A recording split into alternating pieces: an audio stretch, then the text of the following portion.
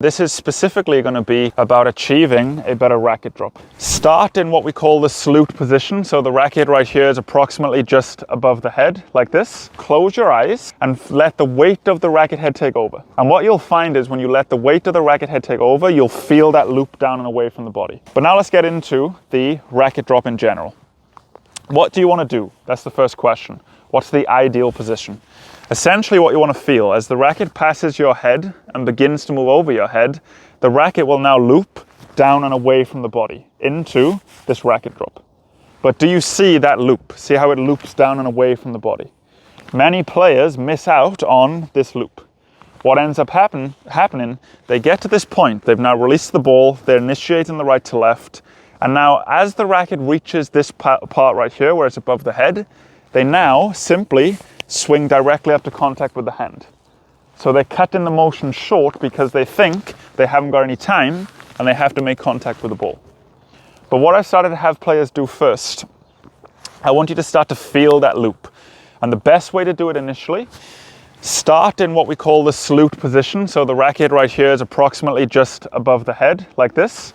And now what I want you to do, close your eyes and let the weight of the racket head take over. And what you'll find is when you let the weight of the racket head take over, you'll feel that loop down and away from the body. So just do that a few times with your eyes closed. Close your eyes and feel the loop. And when you're closing your eyes, try to visualize it. Visualize and see the racket looping down and out to the right side for a right-handed player.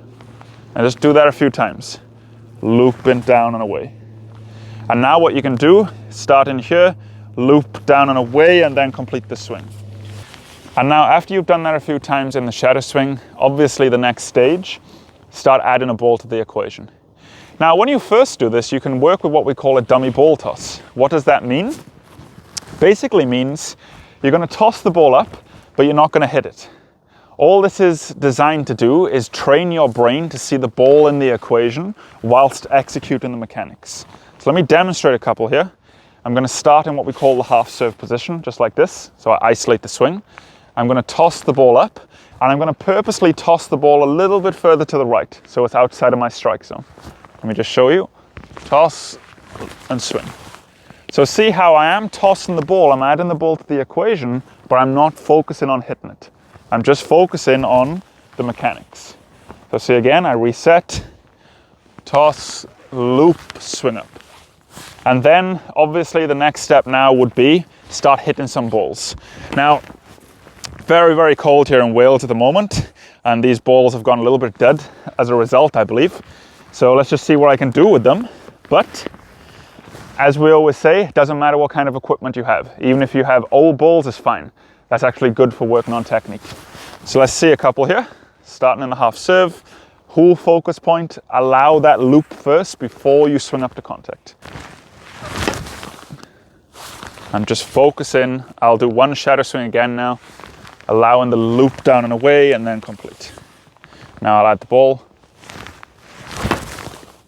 The next stage, what you do, you go back behind the baseline, doing the same thing. I'll just show you one.